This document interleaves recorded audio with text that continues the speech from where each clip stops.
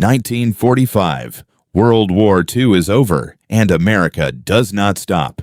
Europe falls first. U.S. forces are already in Germany. Instead of going home, they keep moving. Britain has no money and no army left. They surrender without a fight. France resists for 3 weeks. 3 weeks. Then Paris falls. Italy, Spain, Portugal, one by one, American flags go up across every capital in Western Europe. Then America turns east. Poland is next. But Poland has a problem. It shares a border with the Soviet Union. Stalin watches American tanks roll toward his frontier. He gives one warning. America ignores it. The Soviet War begins. March 1946. America drops 3 nuclear bombs on Soviet military positions. Moscow survives, but the Red Army loses its command. Stalin calls every ally he has. China mobilizes 2 million soldiers and marches toward the Eastern Front. Yugoslavia launches guerrilla attacks from the south. North Korea attacks American positions in the Pacific. America is now fighting on 4 fronts simultaneously. The Pacific Theater. Japan is already under American control, but China crosses the border into Korea, and American forces get pushed back hard. MacArthur asks Truman for more bombs. Truman says yes. 2 more nuclear strikes. Eastern China goes dark. Mao pulls his forces back. China goes quiet, but it is not finished. The Soviet Union collapses. By 1949, the USSR breaks apart. 15 separate territories. Each one declares independence. America moves in, not as liberators, as governors. Every territory gets an American military commander. Local governments are dissolved. Middle East, the trap.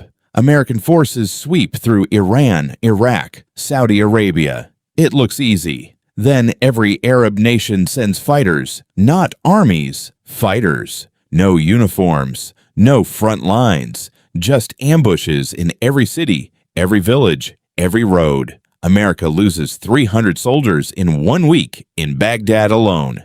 Africa. No formal resistance. American forces move continent to continent in months. But then, the jungle wars begin.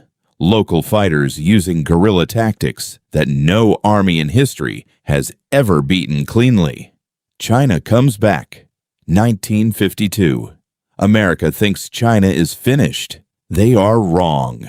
400 million people launched the largest resistance movement in human history. Every city becomes a battlefield. American soldiers cannot tell fighters from civilians. For every territory America takes, China sends more fighters.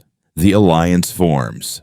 The remaining free nations, India, Brazil, Argentina, South Africa, form a secret pact. They start supplying weapons and fighters to every resistance movement on Earth. America is winning every battle, but it is losing the war. The breaking point. 1965.